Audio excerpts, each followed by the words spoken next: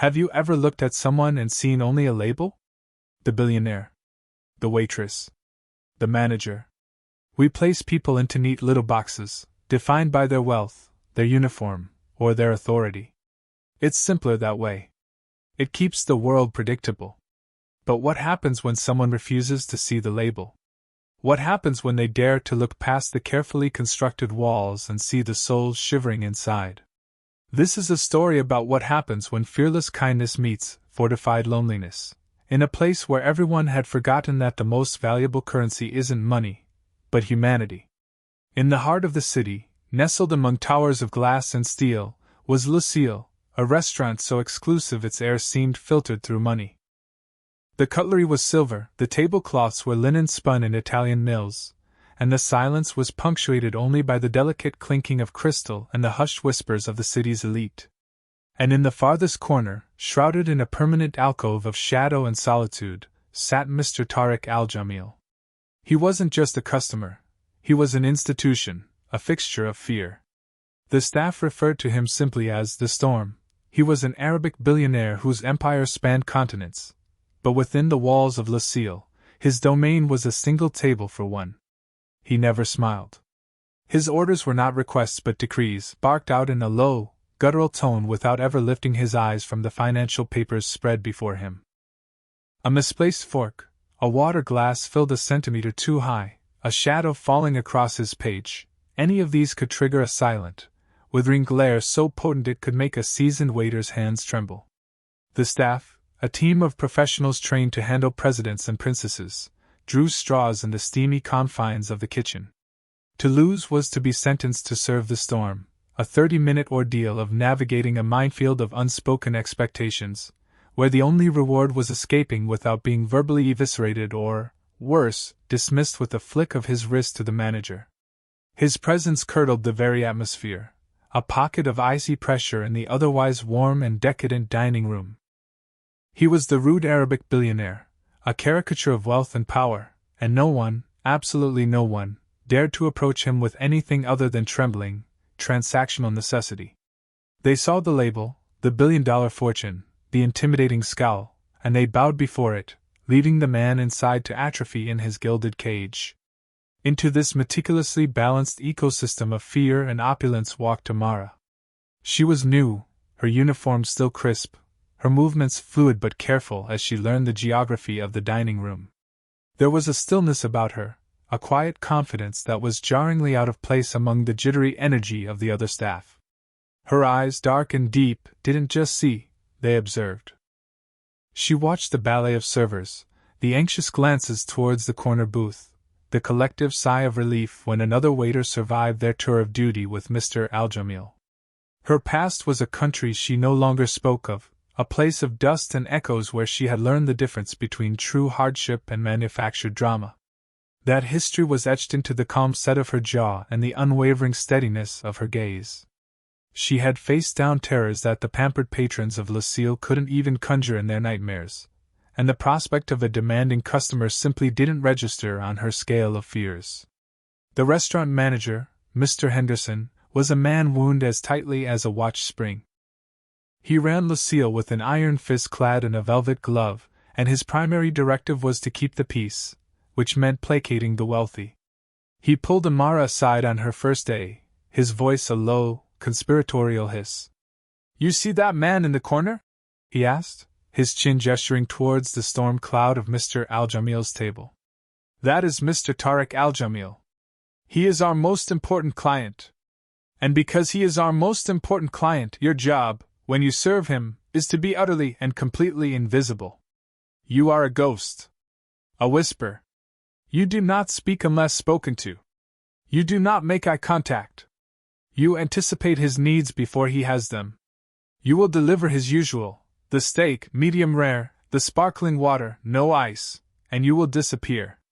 There will be no pleasantries. No enjoy your meal, nothing. You are a function, not a person. Am I crystal clear?"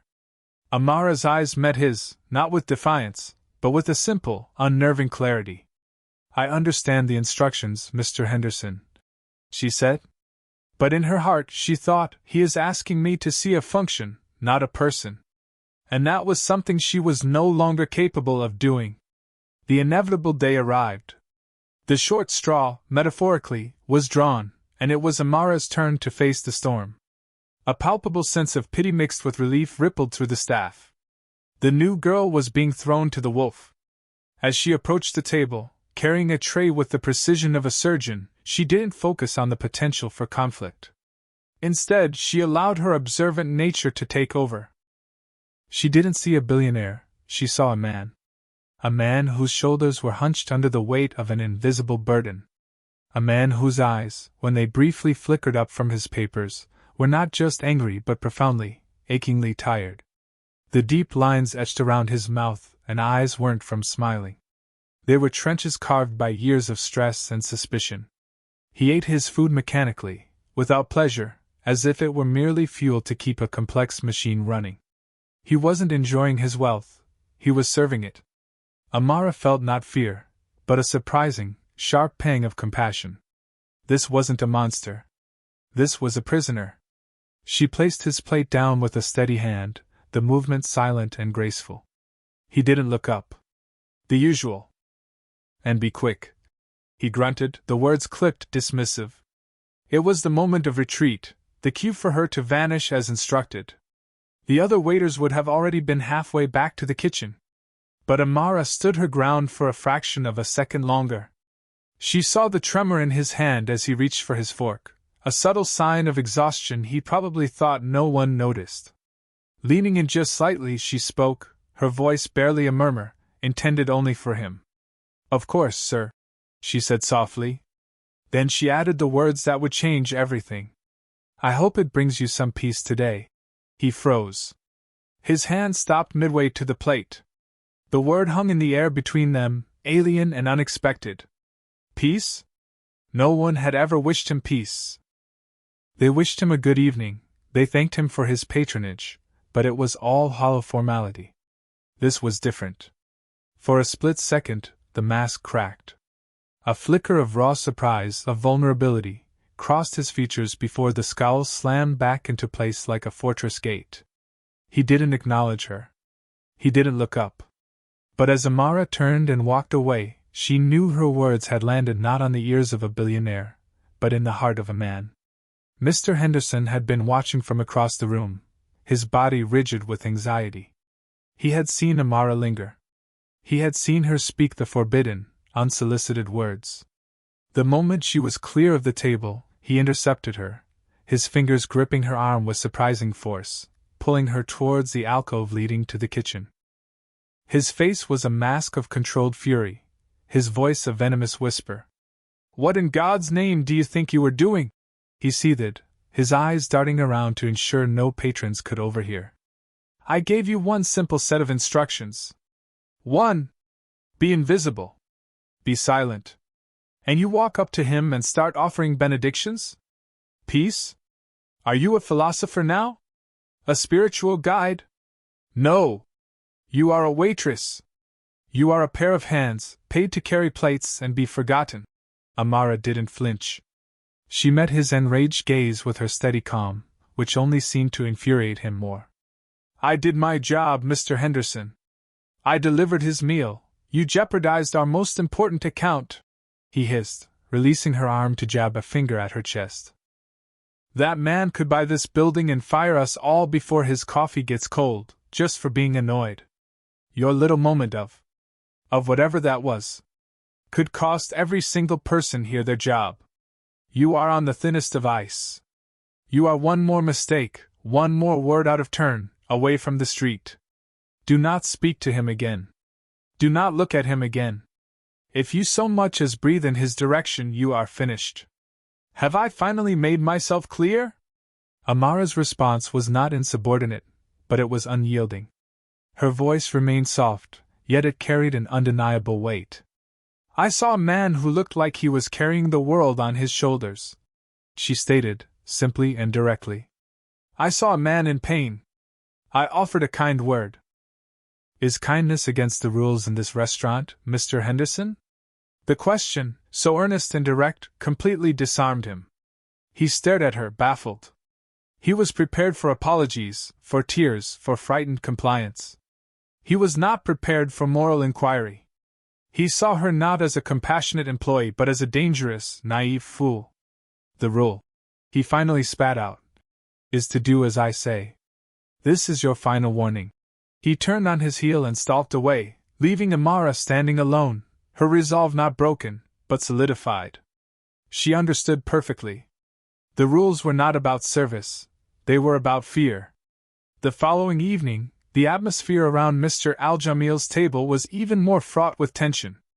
He arrived later than usual, a dark energy preceding him like a thunderclap. He was in the middle of a tense phone call, his voice a low, rapid-fire barrage of Arabic, each word sharp and cutting. His face was granite, his knuckles white as he gripped the phone. The staff gave his corner an even wider berth than usual. They could feel the storm was about to break. He ended the call with a final, furious word, and slammed the phone down onto the table with such force that it skidded across the linen and sent his water glass toppling over. The crystal shattered on the marble floor, the sound echoing like a gunshot in the hushed restaurant. An immediate, collective intake of breath swept through the dining room. Every member of the staff froze in place. Abusba, who had been heading in that direction, stopped dead in his tracks and physically recoiled as if he'd hit an invisible wall. The protocol in such a situation was unclear, because it had never happened. No one dared approach the epicenter of such a rage. They just stared, paralyzed by indecision and terror, waiting for the inevitable explosion of wrath. Mr. Henderson, across the room, went pale, his mind racing. This was it. The incident. The end. While everyone else remained frozen, Amara moved. There was no hesitation. No fear. She simply picked up a dustpan and brush from the service station, grabbed a fresh, folded cloth, and walked calmly and directly towards the table. She didn't look at Mr. Al-Jamil's face. She didn't say a word. She just knelt down, her movements efficient and graceful, and began to sweep the glittering shards of glass into the pan. The sound of the small brush against the marble was the only sound in the dead silent room. The other staff watched in sheer, abject horror. Henderson started moving, a man walking towards his own execution, his face a mixture of rage and panic. He was going to fire her. He was going to fire her right there, in front of everyone, and then throw himself on the mercy of the furious billionaire. As Amara carefully swept the last of the glass into the pan, Mr. Al-Jamil's storm of anger finally subsided, replaced by a profound, weary confusion. The adrenaline had faded, leaving only the raw nerves beneath. He had been so consumed by his own rage that he hadn't even registered her presence until now. He watched her kneel, her focus entirely on the task, untroubled by his fury. She moved with a purpose that was entirely separate from him, from his power, from his money. She was simply fixing what was broken. When she finished, she rose to her feet, disposed of the glass, and returned with a new glass of water, placing it gently on the table beside his hand. It was only then that he finally looked at her. He truly saw her, not as a uniform or a function, but as a person. His voice, when he spoke, was raspy, stripped of its usual authority. "You are not afraid of me," he said. It was not a question. It was a statement of pure astonishment. Amara met his gaze without flinching. Her eyes were not defiant, but they were not submissive either. They were clear, direct, and held a depth of understanding that startled him. "I have seen real reasons to be afraid, sir," she replied, her voice low and steady, a calm anchor in his turbulent sea. "I have seen cities fall and families scattered by the wind. A broken glass is not a reason to be afraid." She paused, her gaze softening with an empathy that cut through his layers of armor. "A lonely heart, perhaps. That is something to be afraid of. But not a broken glass." She gave a small, almost imperceptible nod towards the new glass she had placed on his table. "Everyone deserves a moment of calm," she said, "even when they are the one creating the storm." Just as she finished speaking, Mr. Henderson arrived at the table, his face white, his mouth opening to unleash a torrent of apologies and dismissals. But before a single sound could escape his lips, Mr. Aljamiel, without taking his eyes off Amara, held up a single, commanding hand. Henderson's mouth snapped shut. The manager, the man who ran this entire establishment, had been silenced with a gesture, rendered utterly irrelevant. In that moment, the power in the room had fundamentally, irrevocably shifted. It no longer radiated from the billionaire's wallet, but from the quiet strength of the waitress who refused to be afraid. The silence that followed was heavy with unspoken meaning. The entire restaurant, it seemed, was holding its breath, watching the drama unfold in the corner booth. Mr. Aljamiel stared at Amara, his mind struggling to process what had just happened. For years, his anger had been a tool, a weapon, a wall. It kept people at a distance, it tested their intentions, and it always worked. People either cowered or they groveled. But this woman, she had done neither. She had walked through the fire of his rage and offered him a glass of water. He gestured to the chair opposite him, an act so unprecedented that a low murmur rippled through the watching staff. "Sit," he commanded, though the word was less a command than a raw, curious plea. Mr. Henderson looked as though he might faint. He opened his mouth again, perhaps to protest, but a single, sharp glance from the billionaire froze him where he stood. Amara, with the same quiet poise she had shown all evening, pulled out the chair and sat down. She folded her hands in her lap, waiting. "What is your name?" he asked, his voice softer now. "Amara," she replied. "Amara," he repeated, tasting the name. "Why did you say that? About a lonely heart?" He was genuinely asking. He needed to understand the source of her impossible courage. Amara did not recount her story for pity or for effect. She told it as a simple statement of fact, a truth she carried within her. "Where I come from," she began, her gaze distant for a moment. "We lost everything. Our homes, our neighbors, our futures. I saw men with nothing left but the anger in their chests. It was all they had. They would rage at the sky, at each other, at themselves. But I learned to see what was behind the anger. It was always sadness. A sadness so deep it had nowhere else to go. It was loss. It was fear. It was loneliness." She brought her eyes back to his, and her gaze was filled with a profound, non-judgmental empathy. "I see the same thing in you, sir," she said softly. "Your fortune is your fortress. It keeps you safe. But I think it is also your prison. And it must be very lonely inside." The words were devastatingly direct, yet they were delivered with such sincere compassion that they didn't feel like an attack. They felt like a key turning in a lock that had been rusted shut for a very, very long time. Mr. Tariq Aljamiel, a man who could move markets with a single phone call, who had faced down corporate raiders and hostile governments without ever showing a hint of weakness, felt his carefully constructed world begin to crumble.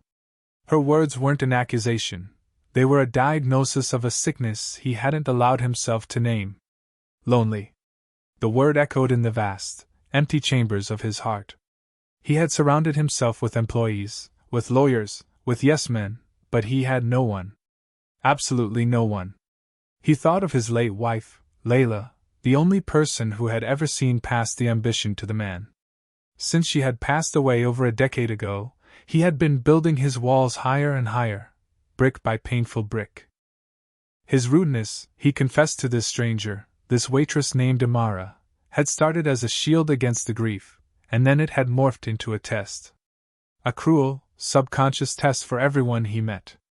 If they wanted his money, if they wanted his influence, they would endure his temper. And they always did. Every single one of them.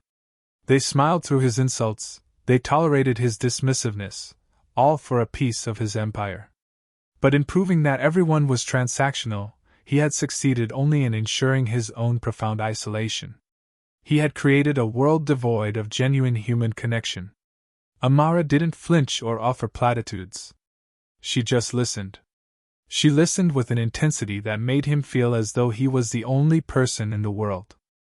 He told her about the immense, crushing pressure of his business, the constant betrayals from those he had tried to trust, the hollowness of his victories when there was no one to share them with.